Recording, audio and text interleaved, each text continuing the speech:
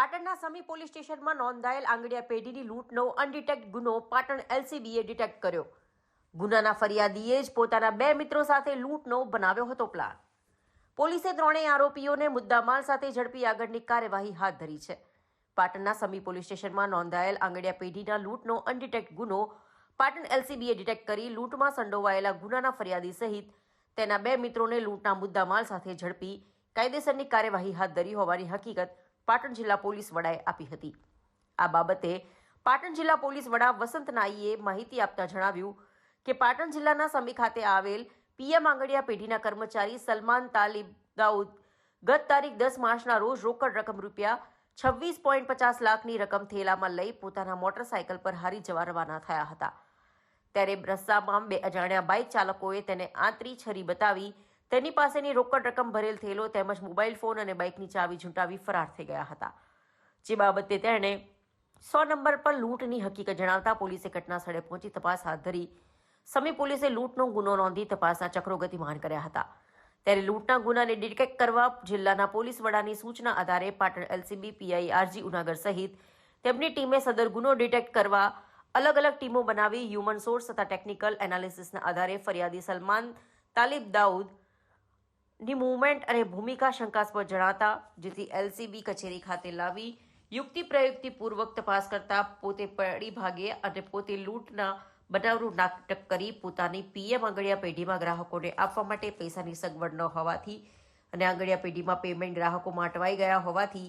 જેથી આંગડિયા પેઢીમાં ગ્રાહકોને આપવા માટે રૂપિયાની સગવડ ન થતી હોવાથી અને પોતાની પાસે પૈસા ન હોવાથી રૂપિયાની જરૂર હોવાથી જેથી પોતાના મિત્ર સમીર ઇલિયાસ ચૌહાણ ને અગાઉ લૂંટની યોજના ઘડી આંગડિયા પેઢીના 26,50,000 રોકડ તેના મિત્ર અફઝલ અબ્દુલ વેપારીને પોતાની જમીન વેચાણ કરેલનું પેમેન્ટ આપવા આવેલ હોવાથી જેની હાલમાં જરૂર ન હોય અને સદર રૂપિયા પોતાની પાસે રાખવાની સગવડ ન હોવાથી અને જ્યારે પૈસાની જરૂર પડશે ત્યારે લઈ જવાની વાત કરી તેને રૂપિયા આપી પોતાના મિત્ર સમીર ઇલિયાસ ચૌહાણને પ્રી પ્લાન મુજબ પોતે હારી આંગડિયા પેઢીમાં પૈસા જમા કરાવવા જવા માટે પોતાની પાસેના થેલાનામાં પૈસાની જગ્યાએ પૂંઠા ભરાવીને ઓફિસથી મોટરસાયકલ પર આગળના ભાગે રાખી તે થેલાનો પટ્ટો ગળામાં ભરાવી જીલવાણા ગામના પાટિયા પાસે આવી એસઆર પેટ્રોલ પંપ બાઇકમાં પેટ્રોલ પુરાવી ત્યાંથી નીકળી સરવાલ પાટિયા પાસે આવેલ નર્મદાની કેનાલે પહોંચ્યા. ત્યારે આ અગાઉના પ્લાન મુજબ તેઓ મિત્ર ઇલિયાસ ચૌહાણ અને આશિફ ઇબ્રાહિમ ઘાંચી બંને જણાએ કાળા કલરનું પલ્સર લઈને ઊભા હતા. જેઓના પ્લાન મુજબ થેલો તથા મોટરસાયકલની ચાવી તથા મોબાઈલ ફોન સરવાલ ગામ બાજુ નર્મદાની કેનાલમાં ફેંકી દઈ પોતાની મોટરસાયકલમાં મોબાઈલ ભરાવાનું સ્ટેન્ડ તોડી દઈ અને મોટરસાયકલની બીજી ચાવી વડે ચાલુ કરી ત્યાંથી નીકળી કઠીવાડા ગામના પાટિયાથી આશરે 200 મીટર હારીજ તરફ જતા હાઈવે રોડ પર ત્યાં ઊભું રાખી એક મોટરસાયકલવાળાને ઊભું રખાવી તેની પાસેથી પોતાના સંબંધીને ફોન કરી પોતાની સાથે લૂંટનો બનાવ બન્યો હોવાની જાણ કરી તથા 100 નંબર પર પોલીસમાં ફોન કરી લૂંટના બનાવની જાણ કરી કબૂલાત કરતા પાટણ એલસીબીએ લૂંટના અનડિટેક્ટ ગુનાને ડિટેક્ટ કરી આગળની કાર્યવાહી માટે આરોપીઓને સમી પોલીસ સ્ટેશન સોંપવામાં તજવીજ હાથ ધરી હોવાનું સામે આવ્યું છે. હારીજ રોડ પર એક લૂંટનો બનાવ બનેલો જેમાં ફરિયાદીના લખાવા મુજબ જ્યારે પોતાની આંગડિયા પેઢીના પૈસા હારીજ જમા કરાવવા જતો હતો ત્યારે રાત્રિના 8 કલાકે પોતાનું બાઇક અન્ય બાઇકવાળાઓએ આડશ કરી ઊભું રખાવી અને છરી બતાવી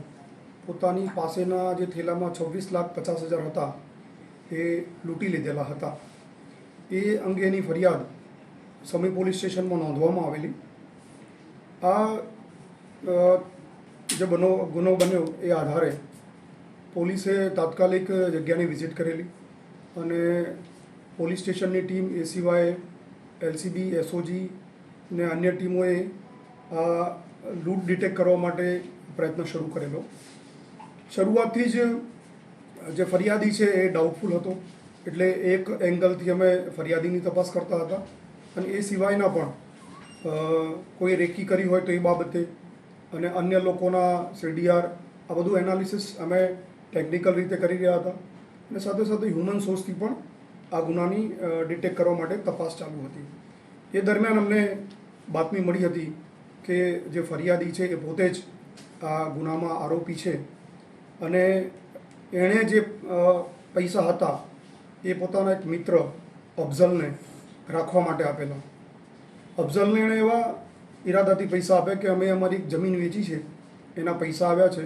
તો તમે રાખો, મારા ઘરે રાખવાની વ્યવસ્થા નથી. એટલે હ્યુમન સોર્સથી અમે આ માહિતી મળતા આરોપીને લાવીને પૂછતા આરોપી પોતાના નિવેદનમાં ઘણા બધા એણે ફેરફાર કરેલા અને યુક્તિ પ્રયુક્તિથી પૂછપરછ કરતાં એણે પોતાનો ગુનો કબૂલ કરેલો. આની સાથે સાથે આ ગુનામાં બીજા અન્ય 2 આરોપીઓ પણ જે એના મિત્રો છે એ પણ સંડોવાયેલા છે. એની સંડોવણી એ પ્રકારે છે કે જ્યારે પેલા ભાઈ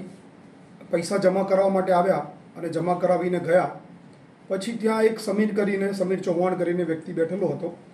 એની સાથે આ બંને પ્લાન કર્યું અને પોતે પૈસા જમા કરાવવા માટે હારી જતો હતો એ પહેલાં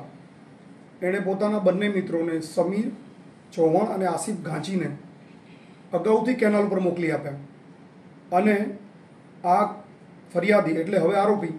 સલમાન પોતે પૈસા લઈ અને પહેલાં ઝીલવાણા ખાતેના પેટ્રોલ પંપ ઉપર પેટ્રોલ પુરાવે છે. પેટ્રોલ પુરાવાનો એનો ઈરાદો એવો હતો કે પોતે સાબિત કરવા માગતો હતો કે પોતે થેલો લઈ અને જઈ રહ્યો છે. એકચ્યુઅલી એ થેલામાં પૂંઠા ભરેલા હતા. એટલે એ આગળ નીકળી પેટ્રોલ પુરાવી અને પછી કેનાલવાળા રસ્તે જઈ અને આ જે બેગ છે એ પોતાના બંને મિત્રોને આપી દે છે. પોતાનો મોબાઈલ પણ એ મિત્રોને આપે છે. પોતાનું જે બાઇક ઉપરનું સ્ટેન્ડ હતું મોબાઈલ લગાડવાનું એ તોડી નાખે છે અને પોતાના મોટરસાઇકલની ચાવી પણ એ લોકોને આપી દે છે અને પછી બીજી ચાવીથી એ મોટરસાઇકલ લઈ અને બનાવવાળી જગ્યાએ પહોંચે છે અને પછી ત્યાં પહોંચ્યા પછી એ 100 નંબર ઉપર જાણ કરી અને પોલીસને બોલાવે છે અને આ રીતે પોતે